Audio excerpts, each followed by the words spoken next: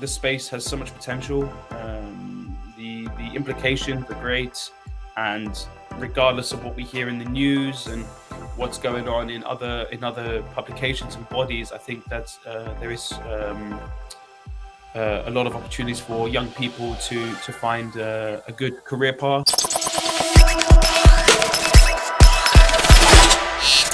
Yet another Wednesday, and Voice of Crypto brings to their audience every Wednesday Web3 Wednesdays, which are exciting chats that we have with people from the Web3, crypto, and blockchain space. And we've had some of the greatest names in this space on our podcast. And today we're really excited to have with us Andy, who is an ace marketer, and that is exactly what we're going to be talking about.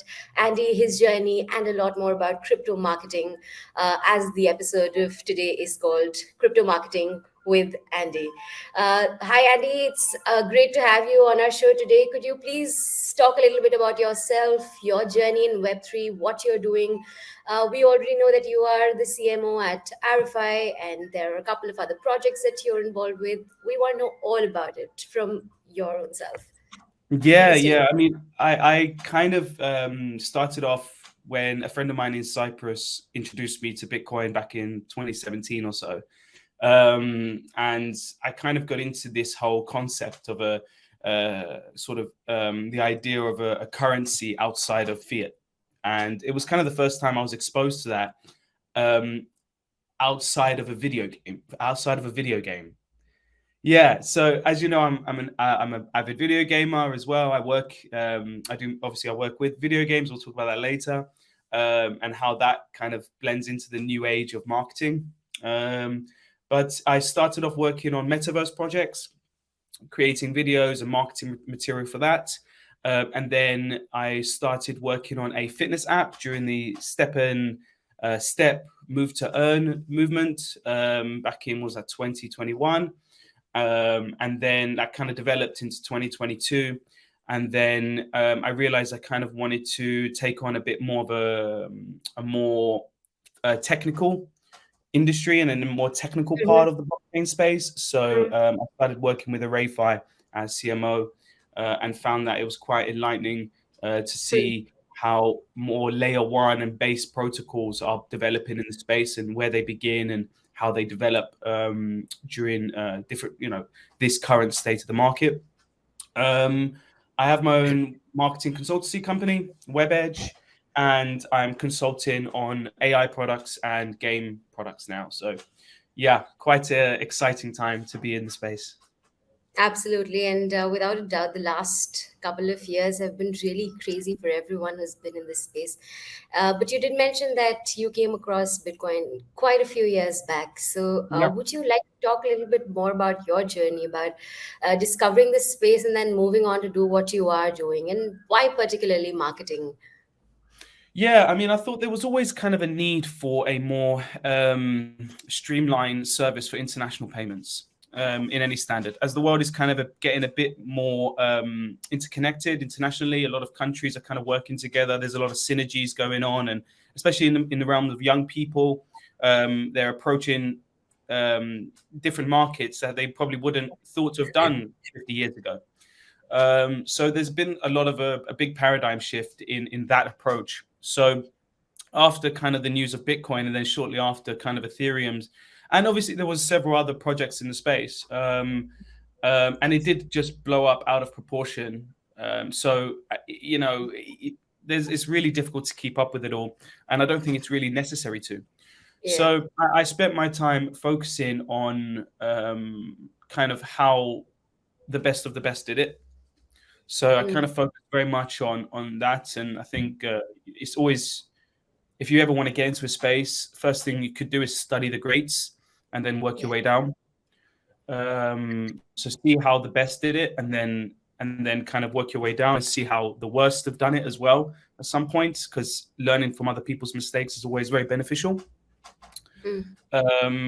And just in general, I think the space has so much potential. The implications are great, and regardless of what we hear in the news and what's going on in other publications and bodies, I think that there is a lot of opportunities for young people to find a good career path and Mm, a comfortable income stream in the future and even now. absolutely. Yeah. Crypto and Web3 has been one of the most exciting spaces, especially for youngsters who want to make a shift or are excited about all Mm. the technological developments that are taking place, uh, including AI, blockchain technology, and all of those. However, from the time that you entered this space to now, what are some of the major shifts that you've seen? And, how, according to you, has the industry shifted in good or bad, whatever ways they would be? We'd love for you to highlight some of those. Yeah, I mean, look, with the evolution of the internet, it's caused a massive saturation of creative expression. It used to be a time where, that wasn't so evident, where artistic expression was very kind of exclusive, and Yeah. movies as well. They were a lot more exclusive. You would go to the movies and you would enjoy entertainment, and you would go Mm. for the actor rather than the character. Yeah. So I think that's the kind of the similar thing that's going on now, is that the characters are becoming more important than the creators. Yeah. So the creatures that we create, like meme coins, are a perfect example of that. It's the Doge itself. It's not the technology that so people seem to be gravitating towards. It's the characters that they've created. Same with the Pepe coin as well. Absolutely. People are more inclined to kind of invest in characters rather than actual the technological and the people actually creating it behind it. So I think that that's one of the shifts that's happened, is people leaning into creating the avatars or the mascots of their companies. And I think people are looking at, and I think that's one of the main reasons why NFTs have become such a huge hit in that respect. Ownership of that is obviously very important. However, I think that it's this whole element of characters that have attracted people into the space.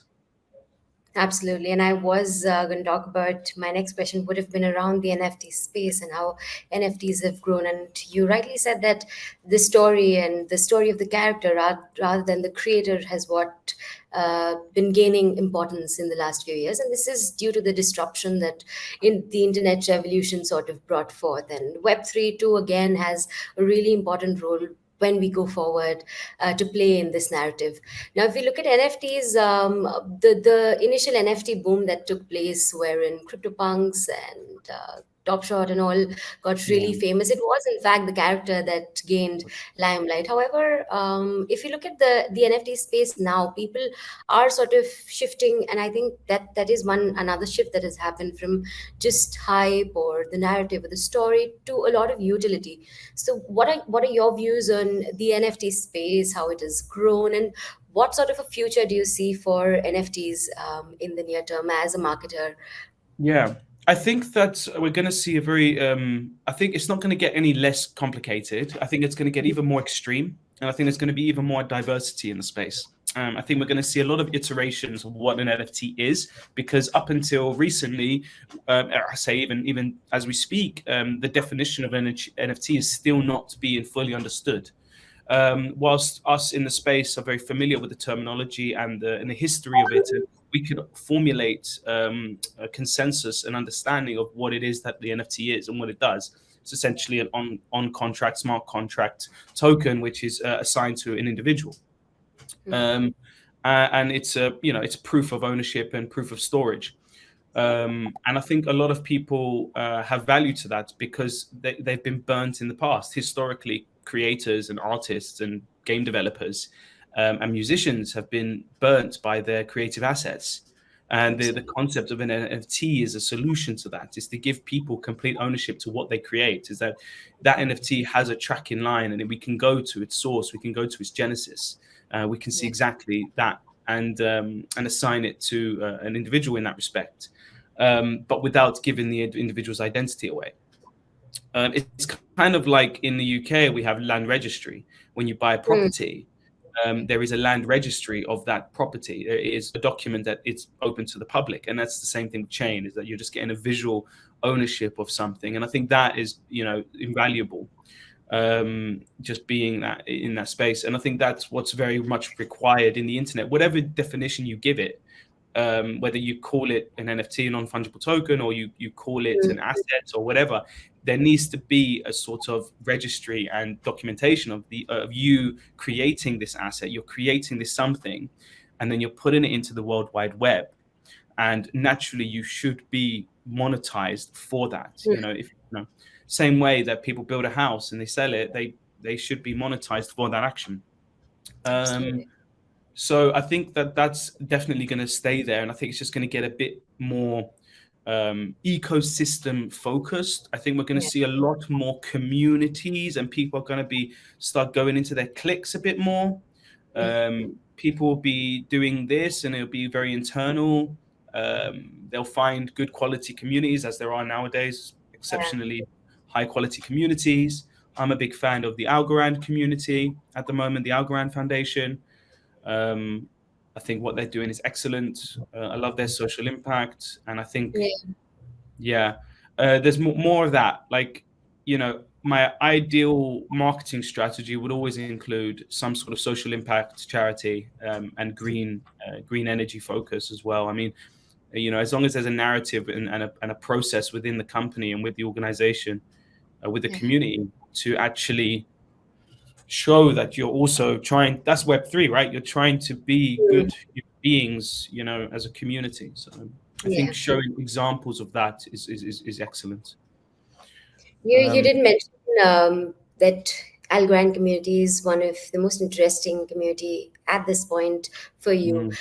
And you did mention how if you're to plan a marketing campaign, it would definitely include something that has more to do with a sort of social impact. And quite a few crypto projects did that, have been doing it. On the other hand, quite a few of the top Web3 names, and very recently I was noticing a lot of football clubs have Tezos or other such brands marketed on their t-shirts. Likewise, sporting events have been sort of this big opportunity for Web3 firms to market and advertise their products. And I think they do sort of get a nice niche built up of communities from there. So if you have to talk about some of your top 2 to 3 favorite marketing campaigns that you saw in the space in the last couple of years, and I for one remember crypto.com and their entire marketing that happened last year, and they did quite a bit of offline marketing as well, branding buses and all. So and I think that was, if not a personal favorite, I think it was something that was really eye-catching, not just in the areas that they did it, but across the globe, because they were able to get the headlines. And Web3 sort of marketing and advertising offline was like this big thing that happened. So if you have to talk about a few of your sort of favorite, or let's say eye-catching marketing campaigns, what would they be? Yeah, I think obviously crypto.com is up there because I'm a fan of UFC. So their partnership with UFC was incredible. They managed to get so much exposure there. They got it on some of my favorite combatants t-shirts. And I think in general, like, that is clever marketing because, it's about, I think that's the best, really, one of the high level techniques that big projects do is that they partner with brands whose has the same target audience but might not appear that way. Is that the UFC's target audience are actually, there's a high percentage chance that they are also crypto.com's target audiences, or at least their following have that. So if it's a sensible partnership, sometimes I think that partnership can go wrong, but I would say Tezos have a really good marketing strategy. Obviously, they were on Manchester United in that space.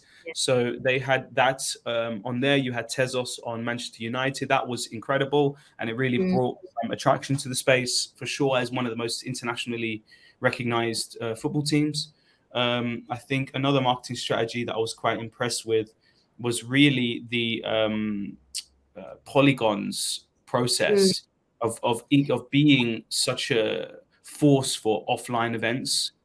They really were pushing offline events in different countries. Another company is quite great in this is Offchain. Yeah. Off-chain are, yeah, a community of just events organizers, and they just bring people together. And these guys have gone through many years and have still kind of stood the test of time, and they've still got events running, and they've still got people connecting. Yeah. Um, so that's an example of really simple yet effective marketing. I know it doesn't sound like high scale and high level, but we've got to Yeah. look at it from all levels here. Um, and I would say the strategy of Sandbox as well. Um, Absolutely. Very clever of going into supermarkets and getting, deals in hyper malls, in the VR experience side of things, and really pushing that aspect, and the metaverse, and kind of creating a whole concept of the metaverse as a whole. So I think they had a really good strategy, in the sense that they made sure that they capitalized on new ideas. Hmm. Um, um, yeah, so I would say that, and also the Dogecoin thing was great. I love that. Absolutely. That was exciting. That was Mm. with the Dogecoin millionaire, and sometimes the best marketing is just natural marketing. Absolutely. Organic. Like, I don't know if you know this, but like, if in the UK, there's a certain way that you order a Guinness at the pub. Okay. Um, and Guinness is just a stout to drink. The people's alcoholic kind of beer. It's a stout. And when you go to a pub, you order a pint of Guinness in Hmm. that way. You don't say, "Oh, can I have a pint of Guinness, please?" You don't. You say pint of Guinness. And this is just in tandem with Guinness, but Yeah. this isn't Guinness's marketing campaign. They did not create this campaign for it, or this unique sort of dynamic between the individual and the Mm. product itself. This was something that was created organically by the community. It was something that was built over time by the users. And I think this is another aspect of marketing, is when not to market something, when to leave it with a community. And I think this is kind of the key Mm. thing is, for marketing. I mean, we do our best as marketers to promote any product, Yeah. but there is an element of reading what the market tells you and then reapplying that to the development stage. Mm. So, especially now, as I'm working with a lot of early stage startups, there's a lot of the understanding that we have this idea, but Mm. developers need to understand that we're also building this idea as marketers, and just Yeah. by the response of the market and reading those metrics. But Web3 metrics are through the roof now. I mean, they're chaos All. now. Yeah. Yeah, it used to be so much simpler to read metrics and data and statistics. These days, metrics are just completely, yeah, chaotic.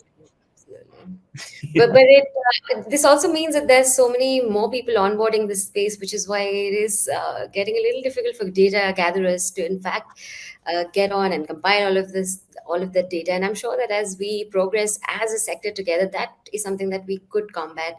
But I wanted to add on to what you said about communities, and how some things just come so naturally and they don't have to be marketed, and how some of the best marketing campaigns are simple yet very unique and well placed with their communities. And I feel that this is something that came very naturally to Web3 communities. If you look at Mm, The Doge Army, and how they've branded themselves. yeah. And it's so funny to see that the Doge killers also sort of have also are sort of people who are a part of the Doge Army. And there's just this army of meme coin fanatics that are a part of the Doge Army, the Pepe Army, the Shiba Army, maybe. Yeah. So it's pretty interesting to see all of those communities evolve and sort of become what they are today, from just sort of hype generating to more, I think, backed with data. Earlier, I feel that it was probably a lot quicker to market things, because the word which is called hype worked well in our space. But I feel no more, because more and more people are getting literate about it. Now that we've spoken so much about communities, I think this question has to be put forth. What, according to you, is the importance of communities in Web3? And how do you, as a marketer, work closely with communities to sort of get what you want to for the product or company that you're working with. Yeah, it's super important. I mean, it is the fundamentals of any project, really, because you're getting, I mean, this might sound really, but you're getting honest opinions, from the groups. You're getting straight up comments, whether people want to call it FUD or whatever you want. If somebody is critiquing your project, I think that should Mhm. always be welcome. And I think the best communities are the grounded and really matter of fact communities. And I think that's what makes a good quality project. The projects that have all these fake communities, just numbers, or maybe they've bought and bots and whatever. And, they have these Discord groups of 80,000 people in, but there's only Mhm. 5 or 6 people commenting or liking or interacting with the posts and stuff. And same with Twitter and all the other platforms. But I think it's just super important to create a community that is very vocal. So I think there's an element of having regular polls, regular questions being asked out to the community, relevant sort of this might sound weird, but relevant tasks.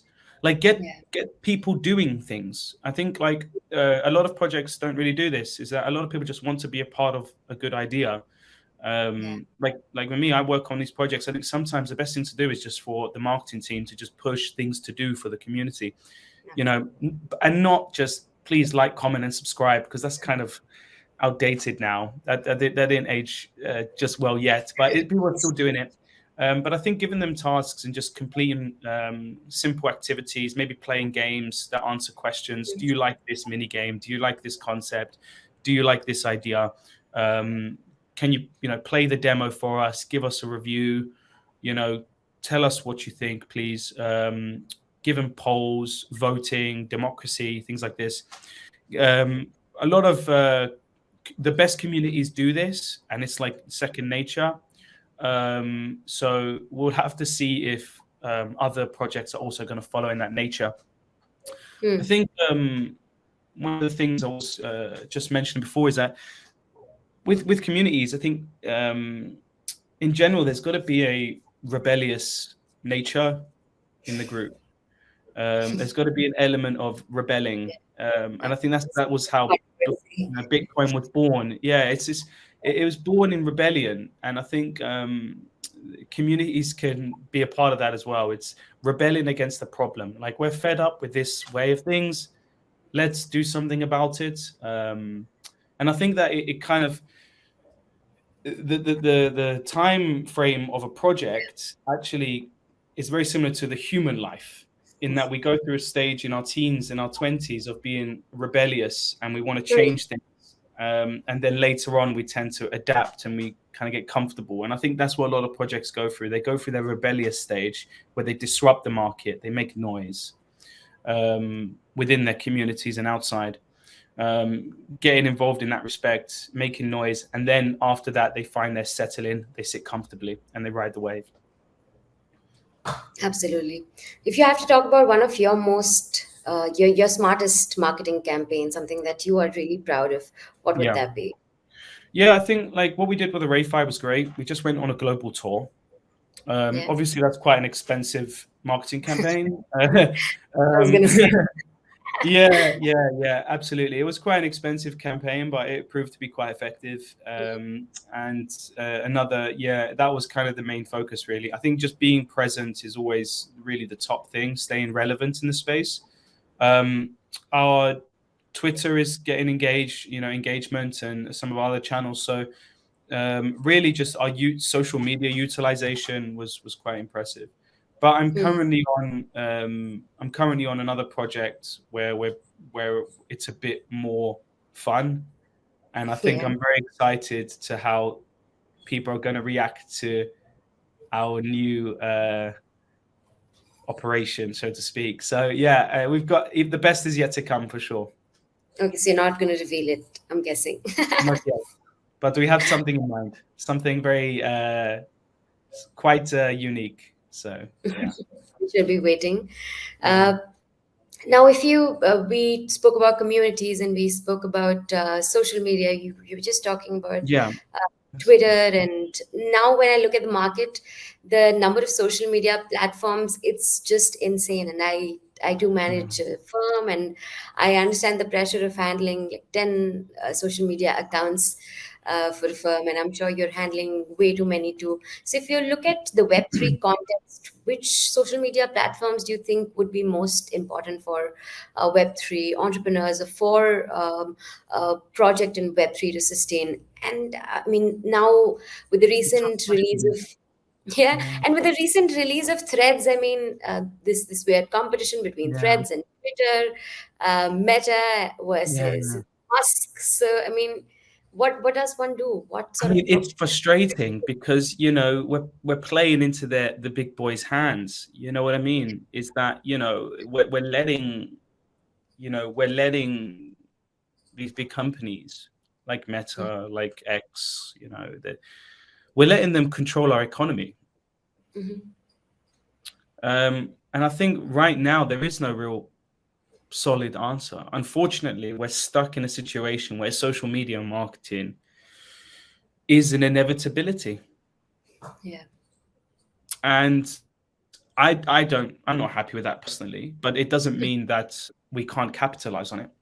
Yeah. Um, the thing is that um, with social media, some of the tactics that have been used historically Mm. to through like I mean I don't want to go into too much specifics, but like because I feel like if I say this, people are going to be like, "Hey, how dare you?" But like affiliate marketing, Yeah. and it's this whole system of just blasting content Mm-hmm. and just Yeah. pumping so the algorithm kicks in for them. That's it. Yeah. This social media technique was, if you ask somebody years ago, yeah, this is quite guerrilla tactics and it's quite frowned upon in certain moral circles.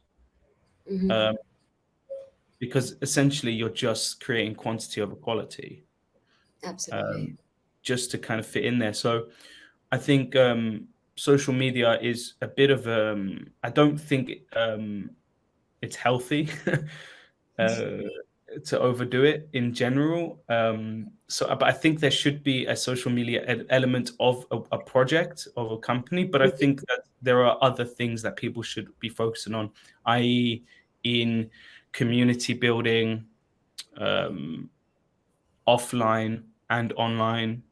I Yeah. think there's going to be a big demand for nowadays for companies to be collaborating as much as possible. I think that's what I'm saying about the ecosystem before, is that we're kind of realizing we're going to have to go into a clique and we're Yeah. going to have to go into our communities, and that's going to be the a way to kind of gather Yeah. resources and leverage off of other people. Um, I mean, I wish I can sound more promising. I mean, TikTok is great, LinkedIn is great, Mm. wonderful platform, in my opinion. I think LinkedIn is good. You get a few cowboys on there Yeah. um, doing their LinkedIn campaigns, but Mm. in general, Threads has potential because it's new. But there are so many other Web3 social platforms that are building this year, and they look really exciting. So one of them I'm looking at is Turnbull. Okay. Um, really interesting platform, which Turn as in TURN and then BULL. Turnbull coming out of Germany, but Mm. they got a small team here in the UK as well.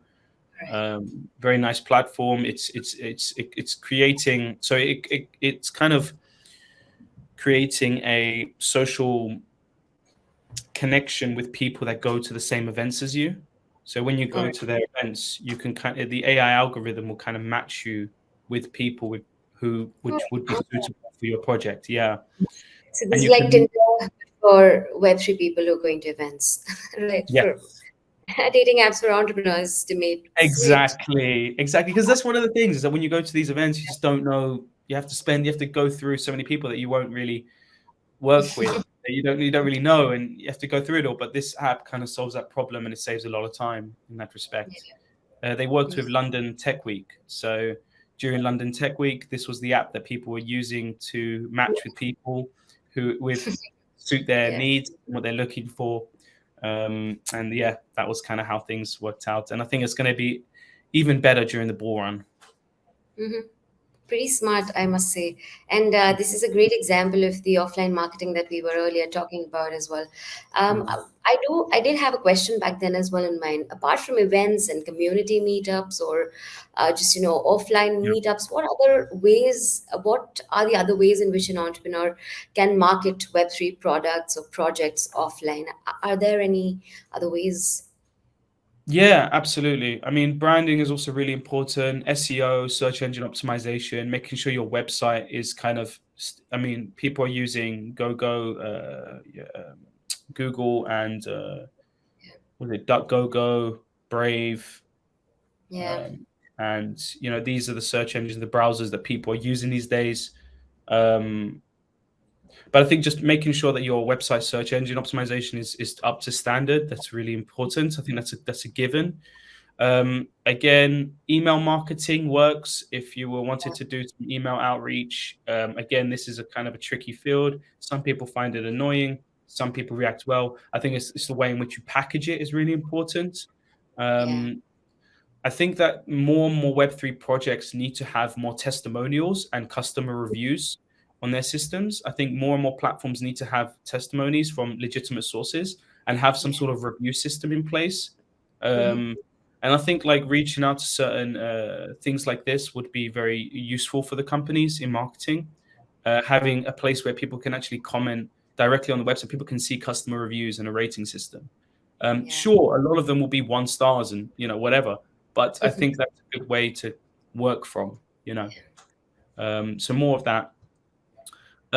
Another thing which is so important is the user experience and the UI interface.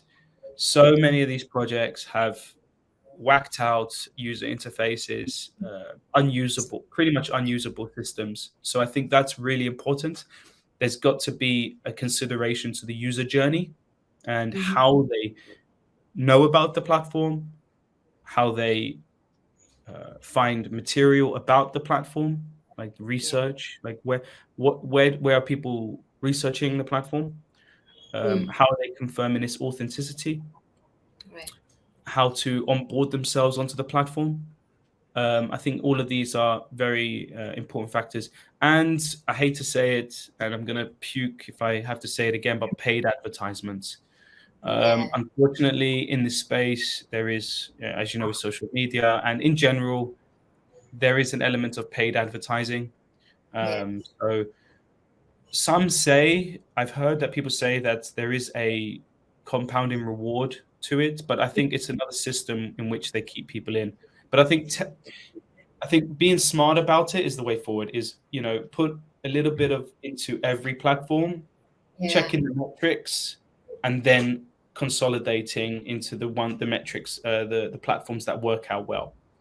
Because it might be you find out that Threads is a better for user engagement. It might be that TikTok is great for getting new users, but you won't know unless you try, and that's just how it Hmm. is. Hmm. Um, But yeah, Sorry. please go ahead. Sorry.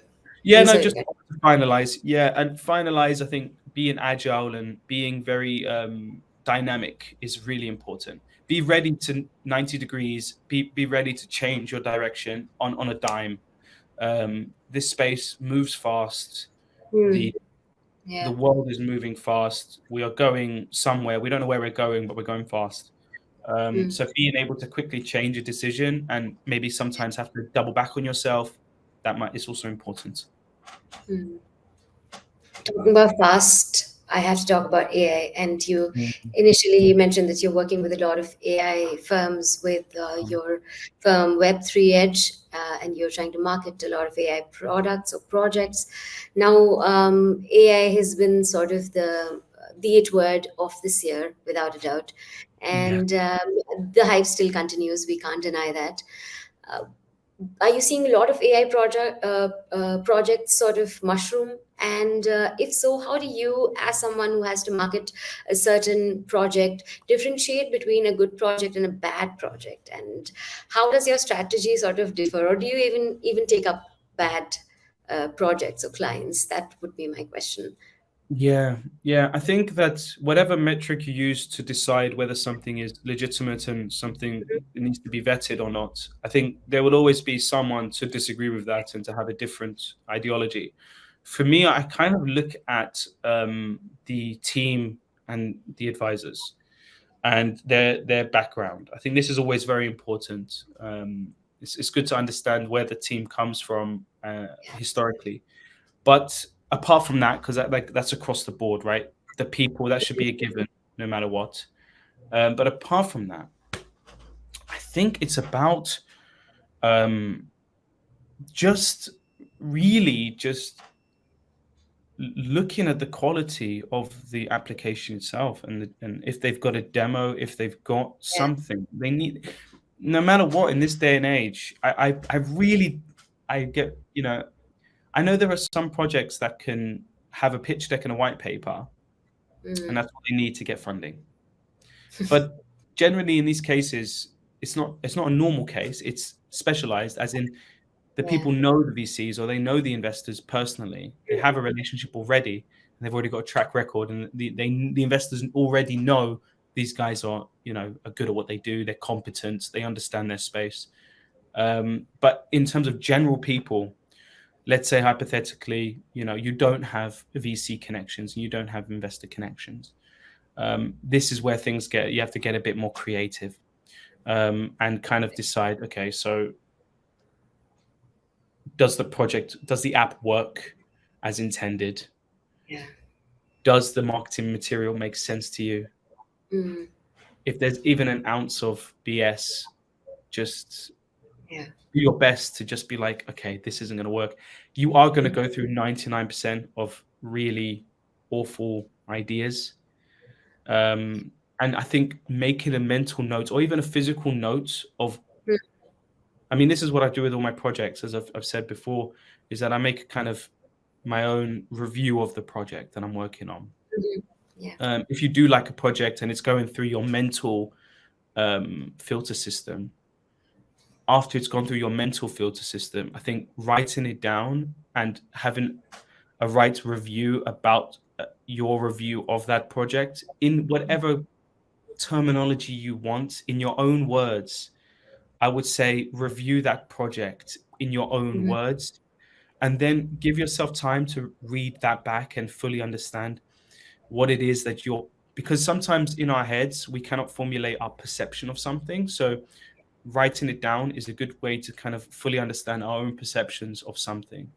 And I think this is an effective due diligence tool that is not being utilized. I think a lot of people are going to be relying on AI to write for them in the form of Mm. ChatGPT. And I think this is a very dangerous cycle for the human psychology. I really think that pen to paper is very Not. useful. Yeah. It's in your own words. And I think if you want to be a, a real objective thinker in this space, and make sure you can sift through the good and the bad projects, really the wisdom comes from within. Absolutely. Um, whilst there is information you can read and study, and that stuff's very useful. And so I think there are several websites that I know, like Syndica. Mm. One of the guys I follow on, he's a really good. He doesn't take any BS, and I think finding people who talk straight, Yeah. finding people and people who think I think Andrew Tate made a big waves in the space. I mean, I'm not saying I support his ideology or his lifestyle, but I think people who are real listen to, if they sound real to you, I'd say, listen, but formulate your own opinion. And I think Yeah. making your own documentation and having your own private sort of thoughts on a project that's written down, something you can pull from, is going to be very useful in the long term for deciding if a project is good or not. Yeah. Absolutely. Yeah. Couldn't agree more. In fact, when we meet new people, we often ask them that as a third person, what are your views on our project? Because we always feel that we're so involved in the project and we're working so closely with it that sometimes the simplest of mistakes could be missed by entrepreneurs since they're, let's say, so in love with their own ideas. So couldn't agree more with you, Andy, on that point. And now, since we're almost reaching the end of our very amazing and amusing session, and it did not feel like we've spoken for 40 I minutes know. whatsoever. Yeah, I didn't realize. Yeah. So, I think my final question to you would be: what would be the three key advices that you have to give young entrepreneurs, marketers Yeah. that are entering this space? Web3 can always be a little overwhelming for anyone who's Yeah. just beginning to learn about this space. So, what would you suggest them? How should one plan their path in this space? Your most important advice. Yeah. It might sound I'm repeating myself, but I think that so firstly, whenever you work on a new project, or you're going out to find a new project, or you're building your own project, whatever it is that you're doing, whatever work that you're doing, I think that it's very key to understand your wants from the project. So Mm-hmm. making a list of what you want to achieve from this project. What are your desires? What is your desired outcome from a personal perspective? As an Mm-hmm. entrepreneur, you kind of get exposed to a lot of different things. And it's very easy to get a bit your wires twisted and seeing connections that don't exist. Understanding the difference between what is in your mind and what is reality is a challenge that all humans have to face. But I think that when you're an entrepreneur and you're starting off in projects, I think if you see something you like, for example, let's say you're going to work with Ethereum, hypothetically. What do you want from Ethereum? Why do you want to work with them? I think making this sort of understanding for yourself what you want will give you those clear goals in the future of what you will achieve. And naturally, I don't know if you believe in manifestation, it's kind of an ideology, but it takes 3 to 5 years to kind of get what you want in life. And it's possible in some cases, but impossible in some, or maybe it comes in different forms. But I think, yeah, that's one of the key things, knowing what you want. Secondly, um, I would say try your best to take a break Mm-hmm. from noise as often as you need. Knowing when you need to go for a walk and knowing when you need to take a breather is just as important as, sitting down and writing and putting up a load of work and designing and working and making meetings and booking calls and doing podcasts. So having time, yeah, for that is very important. And three is that remembering that all of this are human problems with human solutions. You are capable, and that no one's perfect. We are all getting a little piece of the pie. We can idolize whoever we want, but no one is perfect. Elon Absolutely. Musk make mistakes. We all make mistakes, and it's all a process. And keep going. Don't stop. Keep pushing, because yeah, you'll love yourself for it. You'll thank yourself for it eventually. Um, and yeah, if doing what makes you happy and it makes sense to you, ignore all the bullshit. Sorry to swear, but ignore all of it. Yeah, Forget the noise. Try your best to just say, okay, pick up on what works for you and go with it. Yeah, absolutely. that I would. Yeah, Absolutely. that's quite These words. generalized, but yeah, yeah, But I think a lot of what we do as entrepreneurs or creators is what we are supposed to do as humans. And I mean, that would sort of be the first step to being a good creator, understanding people, sort of just fitting in there, and yet not when you need to. So really great pieces of advice, Andy, and I am really thankful to you that you were able to join our session today. And everyone who's joined, a big shout out to Andy. Please go ahead, follow him, check out his projects, both Web3 Edge and Arify. And he's doing some amazing work in terms of marketing some pretty great projects. yeah. So I wish you all the very best for that. And once again, thank you so much for joining us. It was our pleasure to have you on Voice of Crypto's podcast today. Any final words, Andy? Yeah, thanks all. Yeah, feel free. If you don't want to like, comment, or subscribe, you don't need to. It's fine. Don't worry about it. We're still gonna have fun anyway, and keep enjoying the space. And I hope to be on here again someday. It was nice speaking with you. Most definitely. I am really keen on making that happen. So I'm sure our guests will definitely see Andy yet again. And for today, Brilliant. thank you so much for joining. We'll be back next Wednesday with another interesting guest. And until then, stay tuned. Do check out our YouTube and other social media platforms that we have talked about during this session. And do check out Andy's profiles. Thank you so much for joining. Thank you so much. Have a nice day.